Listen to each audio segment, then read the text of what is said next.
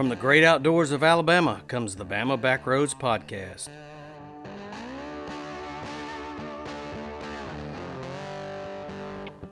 Well, Lee, here we are back again, Bama Backroads Outdoors. I know you've gone up north to hunt hunt. Gosh, I've got hunting on the brain, dude.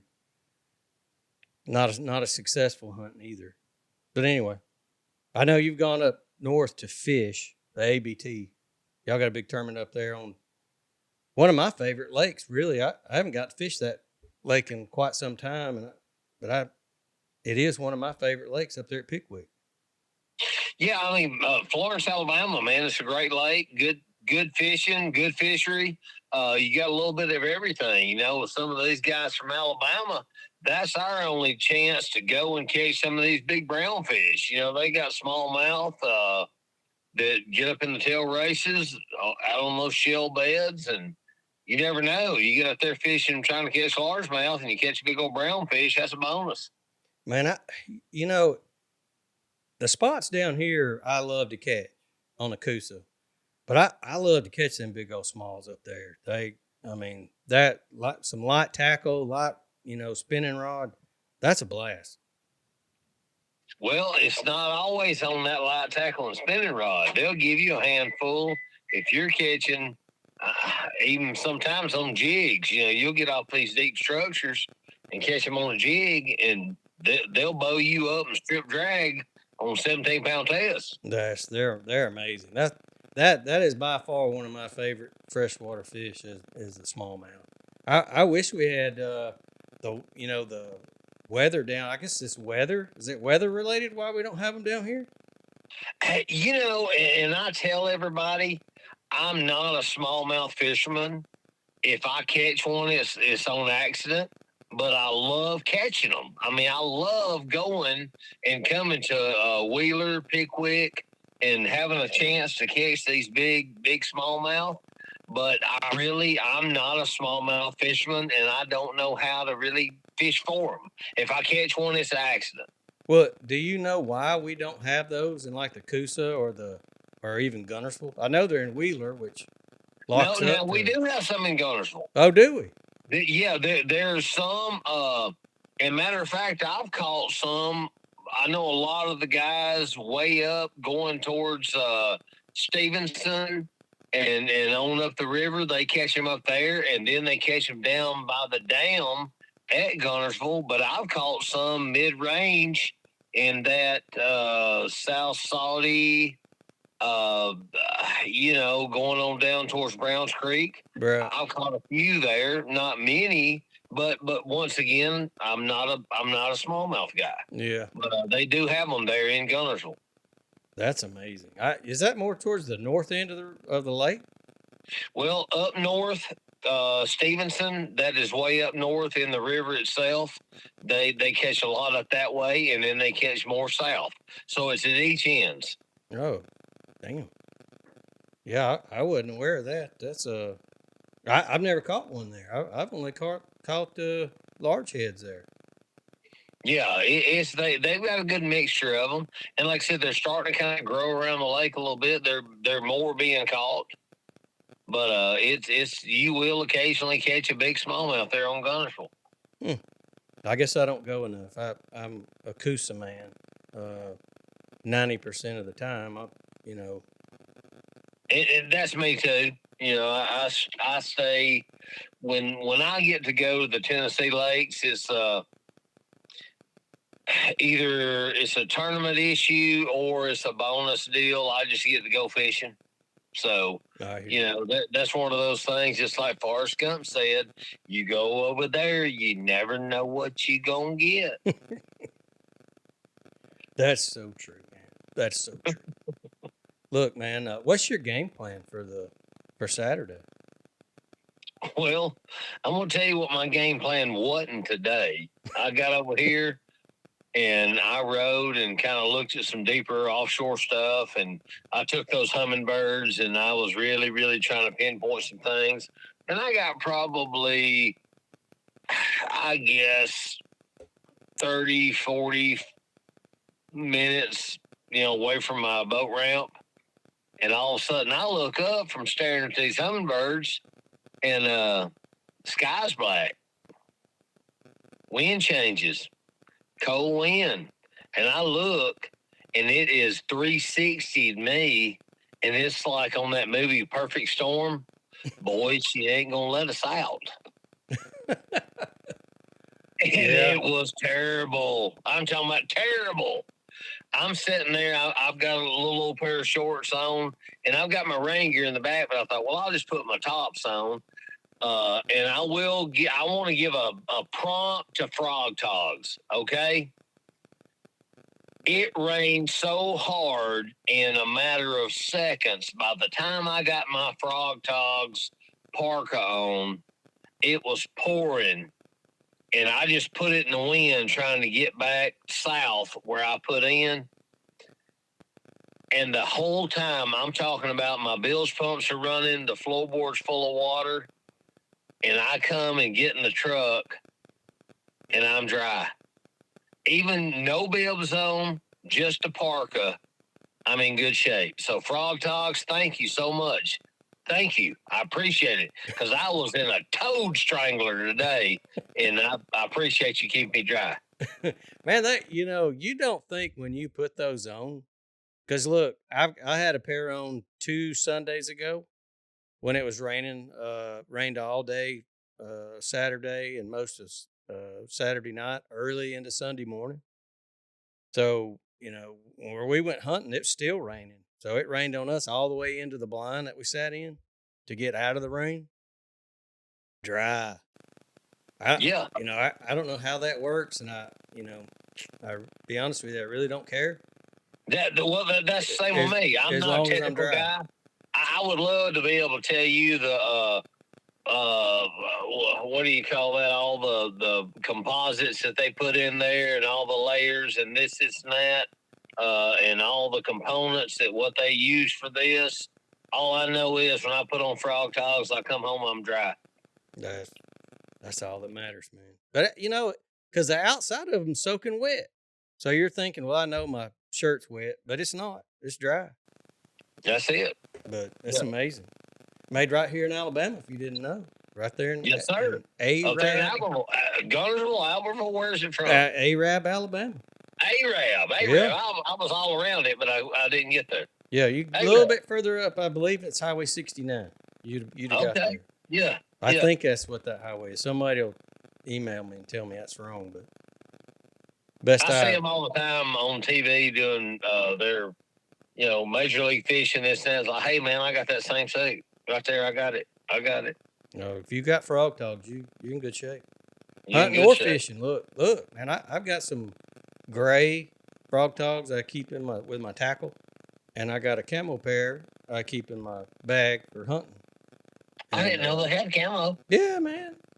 I got nice. Wow, I'm missing out on that because I need that for camo. Yeah, you need to get a set camo because turkey season or early bow season, they're invaluable, man. Oh wow. That look, it's amazing that they're from Arab, Alabama. But they got a hell of a product, and they're not a sponsor of us, by the way. Yeah, like I said, I don't care where they're from. They're great. Yeah. Now they can be a sponsor, but that's up to them. Hey, please do, because I'd love to have camo set. So if you work at Frog Togs in Arab, Alabama, and you're listening to this show, I'd love to have I'm a double XL too. I'd love to have a camo set. That's like I said in the last show. That's a Rick and Bubba shameless plug. You got to get it where you can. That's right. Well, did you get before you left to go up there? What did you? I mean, you probably had some trips still. Some crappie trips. I do. Yeah, it's what I'm trying to do, man. We're trying to finish up crappie season, and it's as long as they keep biting, we're going to keep on going and catching them. I've got some trips this next week that we're going out there and dropping. It's kind of we're changing around. We're not long lining as much, but we're dropping live bait and dropping some of these Bobby Garland products down there on some of the brush piles and catching them out there deeper. Most of the fish are starting to come out. They're starting to get deeper and really, really kind of get on this wood cover, on the creek ledges, the deeper spots of the some of these bays that we've been fishing and pulling in. They're starting to get on this wood cover and the rock piles, things like that. So they're getting more structure oriented. So you're going more towards, I mean, you're using both, right? You're still using the Bobby Garland, but you're also using some live bait. Is that what you said? Yeah, it's a mixture of both. It's just one of those things that we're kind of mixing it up right now. Some of these fish are so finicky. They're laying there, and I can see them on my graphs. I'm using these hummingbirds, and I can see these fish out there, but they're so finicky and so, I guess you would say, and this I'm going to use a big word here, so distraught from the post spawn and just trying to heal up. Right. They're really it's almost like these fish are kind of it's like they're in a coma type deal. They're getting out there. They know where they're supposed to be. They're just following each other out there deeper. They're following each other out there in that thermocline. They're getting in a spot that they can be comfortable in. They're getting in a spot that the current's not beating them. They're hovering over structure, hovering in structure, but they just don't want to be aggressive. Yeah. And it's that time of year. It's nothing that's going on with our fisheries. It's just that time of year. That's what these fish do. Same as bass. Bass, when you have that 2-3 weeks after they spawn, these fish are not going to chase anything. They're not going to. That's why you see the weights on the tournament trails going down. That's why you see guys not catching fish. But all of a sudden it picks back up, and then it's like the gear changes. Okay, here we go. Here we go. Here we go. I'm sick of seeing that bluegill come by my face. I'm fixing to chase it down and eat it. Right. So it's one of them deals. Right. Well, if y'all hear thunder in the background, we got that storm you got up there, I think, has made its way down here. So if y'all hear some thunder, it is what it is, man. Well, I'm out in the truck right now, so I'm sitting here because it's where we are. The power's off. It's too hot So for that. I got about 5-6 trucks and boats sitting out here. We're all sharing a house, and the power's off, so everybody's sitting on the. We look like a hee-haw episode. Okay, everybody's on the front porch. In their There's underwear? no lights, no nothing, and everybody's sitting there in the swing. How's it going? Okay. Nobody's got a guitar out, do they? Well, no, we're not that. We're not that talented. But I know somebody's got some overall shorts on with no shirt. Well, that'd be me. No. Well, look, when y'all do go to the live minnows, how are y'all rigging that? More or less what I'm doing, just because we're fishing deeper this time of year, it's almost like a drop shot for bass. I'm tipping that. I'm pre-rigging a snell hook that comes off the side and leaving a tag in of about a foot and putting at least a half ounce, 3/4 ounce weight on it. And then I'm dropping it straight down, and I can feel those brush tops, but yet my bait is about a foot above it. Right. So that's what I'm trying to do. I'm trying to let that bait still freelance and move around, but at least I've got the bottom that I'm holding it down there too, where I've got tension on it and I can feel what's going on. Now, do y'all use that slip bobber any? No, not this way, because what happens with that slip bobber, when you pull it or move it, you're raising it above what you're trying to fish. Right. So if you've got a slip bobber on there, now that's fine for fishing around docks, things like that. If you're not a dock shooter and you just want to pitch a slip bobber around some docks, you can let it go down because you're trying to hold that in the same place up against that wood cover. But when you move it or pull it, you're raising it above your strike zone. Gotcha. Now, if any of y'all, you did mention shooting docks, and if anybody out there has never done that, it's a really great way to get up, further under these docks where there's a lot of shade, the water's a little cooler, and they'll pile up under there. There's some great videos on YouTube of Lee doing that. Some great instructional videos, a lot of great Bobby Garland products that assist in dock shooting. But I know Wired to Fish has some of you, Lee, but also I think his name's Gary Weatherington. I'm not really sure. Is that his name? I did a couple of videos of you a couple of years ago, dock shooting. Now I know Gary Dollahan has got a whole lot of stuff that's out there with Bobby Garland that we do, but I'm not sure on the other. Okay, maybe I'm wrong about that, but I was thinking there was a guy named Gary Weatherington, something like that did a video with you on dock shooting. Anyway, it don't matter. Yeah. But anyway, there's some great videos of Lee doing that if you want to see how it's done.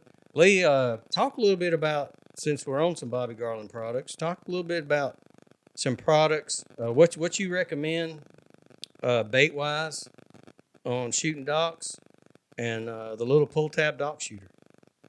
Yeah, and what so many people try to do, they try to use the exact same baits that they're casting and tight lining and pulling with, some of the swinger tails and things like that.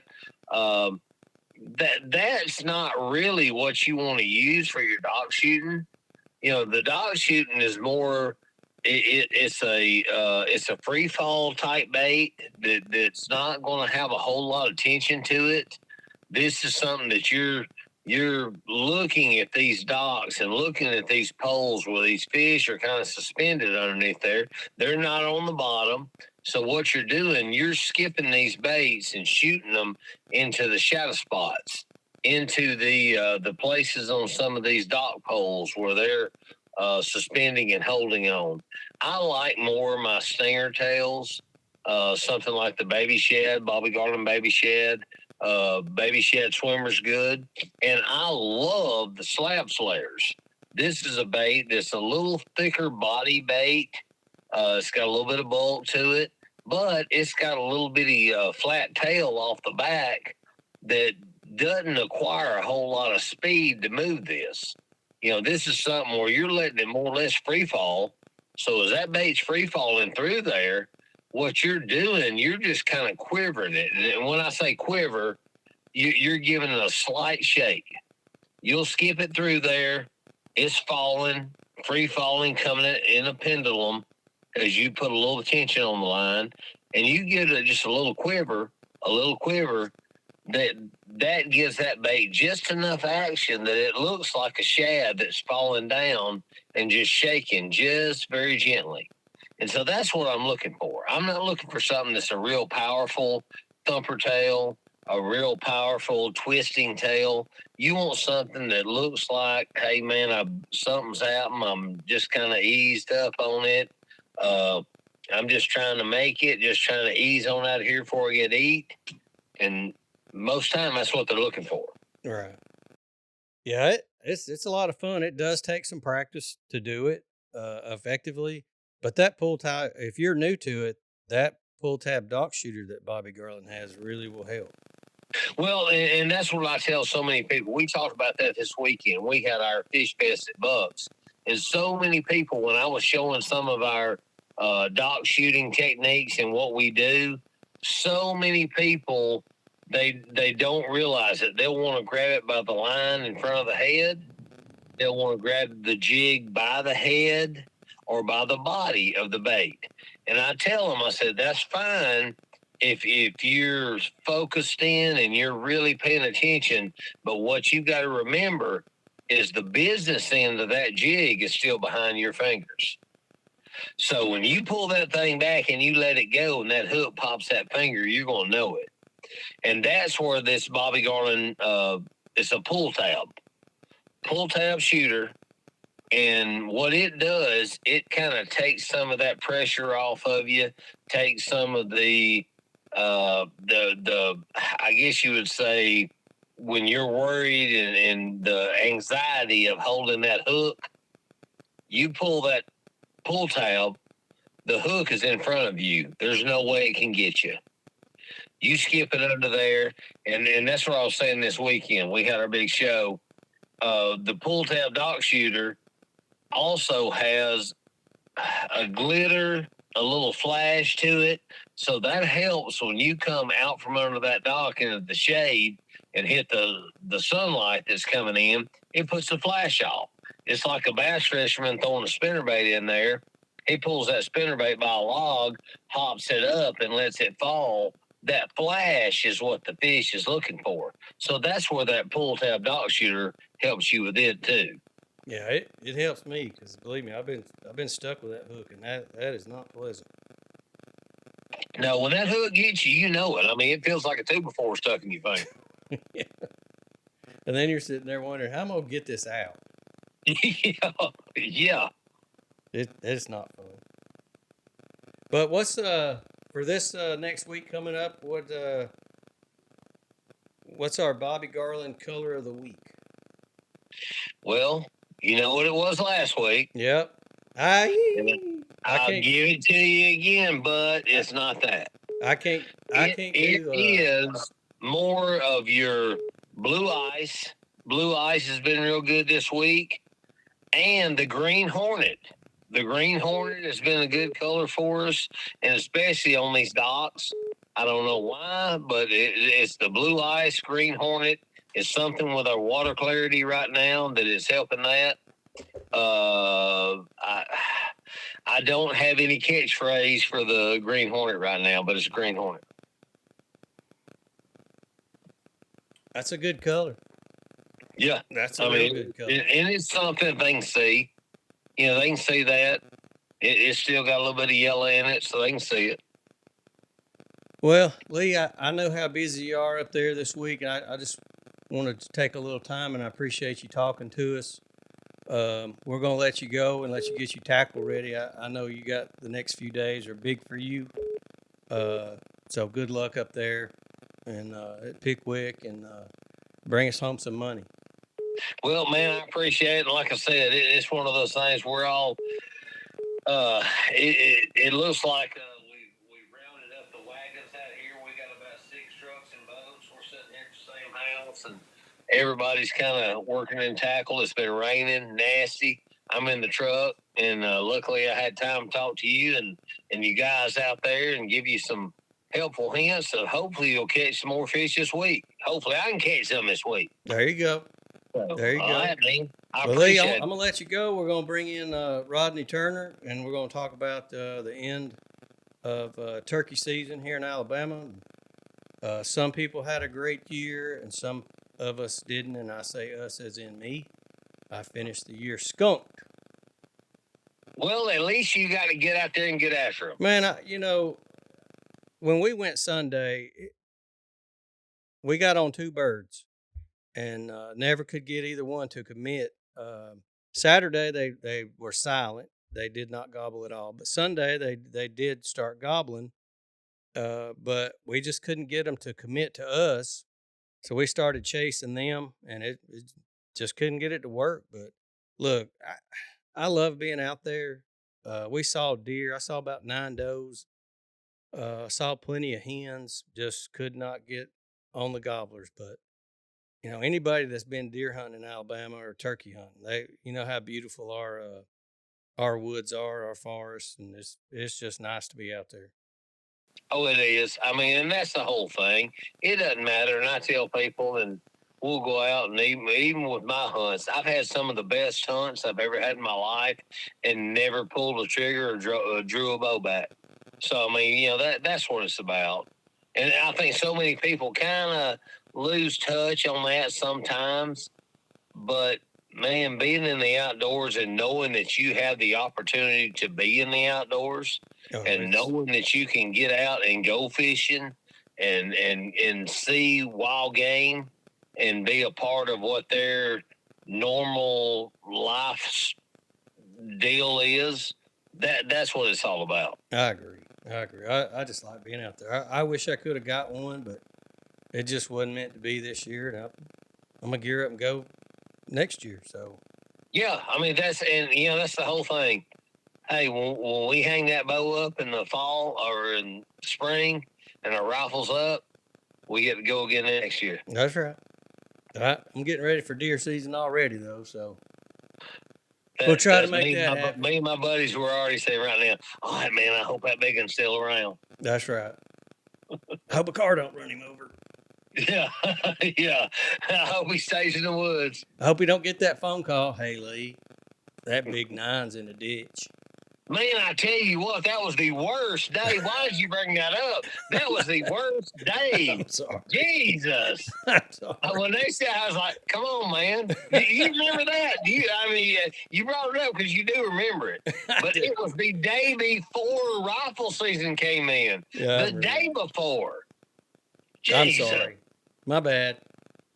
And that's been 4 years ago. Well, just, my bad, buddy. I'm just trying to give our listeners a reference on. I just hit a low spell. I mean, really? Wow. Okay. All right, now I'm at Pickwick. I'm fishing. My bad. Yeah. You're going fishing. That's fine. Wow, that was bad. That was a bad day. Just concentrate on the fishing, buddy. Okay. Ain't nothing I can do about that. That's right. And there's another one out there. It's like Forrest Gump. That's all I got to say about that. Well, Lee, good luck this weekend, man. I hope you catch a bunch and bring home a little cash. And we will talk to you next week. Man, I appreciate it. Thank you so much, Chris. And I'll talk to you guys next week. Okay, buddy. All right. See you. Bye.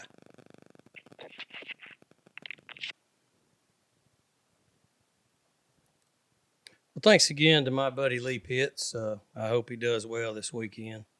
He needs he's due a big win, so maybe he'll get one. Right now, in studio, believe it or not, is one of the hardest working hunters and fishermen in Alabama, and that's my buddy Rodney Turner. Rodney, welcome to the studio. What's going on, Chris? Well, I agree with the hardest working. I'm not going to say I'm the best hunter, though, for sure.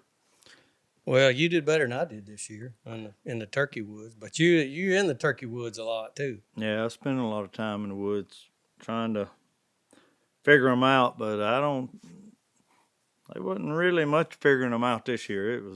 It's probably the craziest turkey season I've ever seen in my life, and talking to a lot of guys that's a lot better at turkey hunting than I am are saying the same thing. So, I mean, it is what it is. It's over.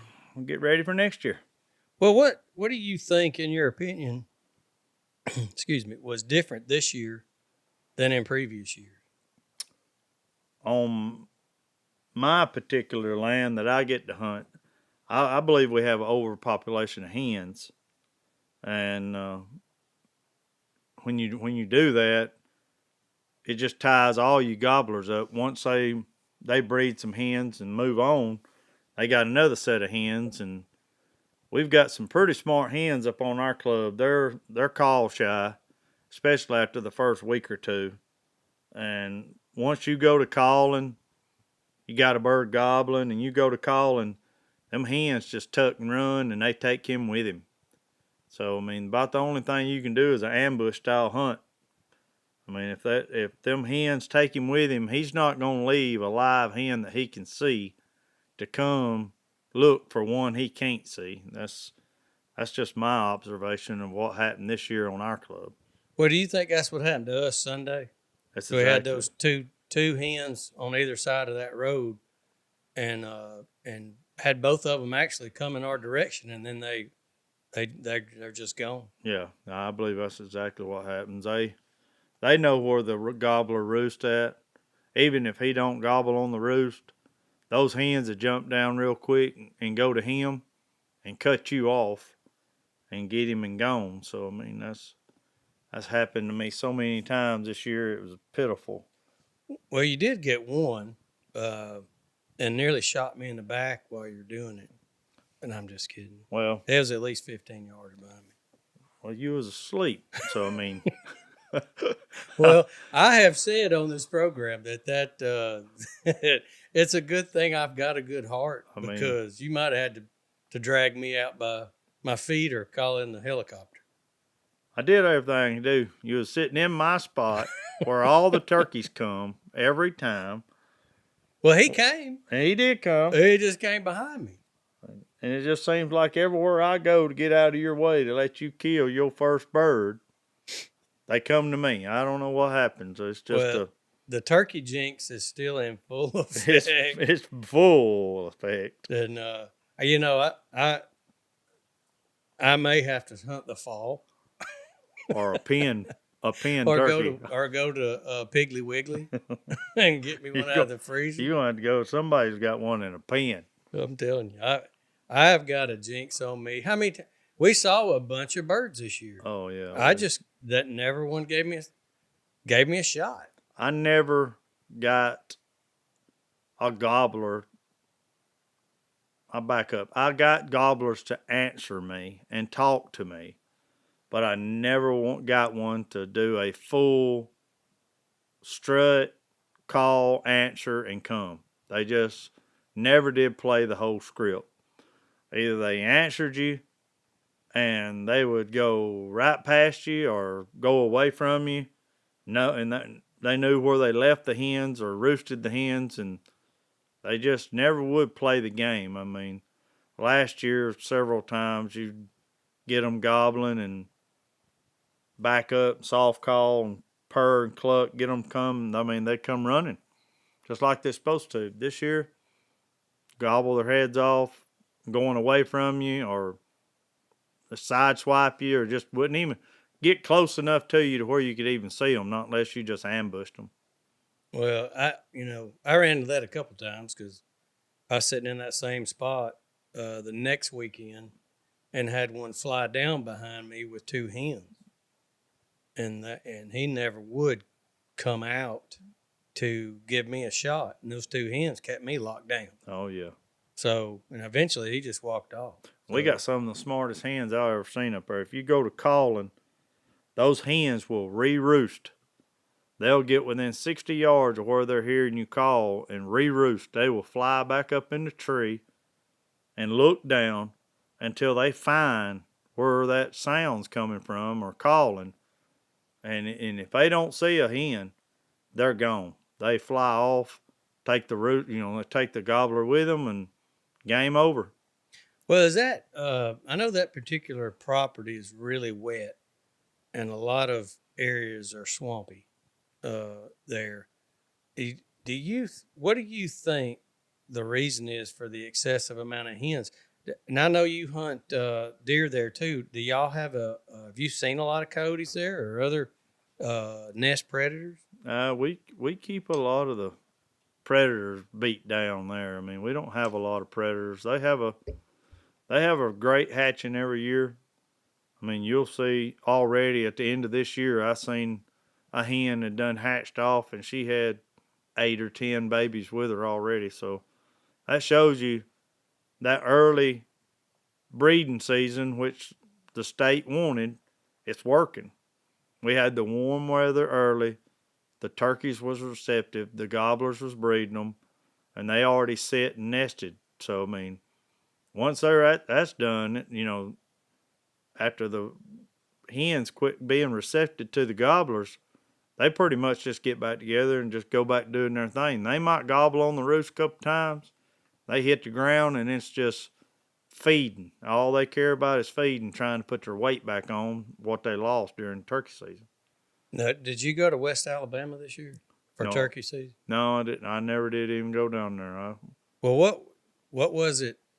Did you have this same experience there last year, or was it more normal over there? It was a lot more normal last year. I went to below Tuscaloosa to my club down there, and opening day killed one. Come back 2 weeks later, killed one on our club. Last year they was doing a lot better. This year they just had the hush mouth. Actually, last Saturday we went hunting, stayed to 2:30, never heard a bird gobble. Hunted probably 1,100 acres, never heard one bird gobble. Went back Sunday morning, me and you, Yep.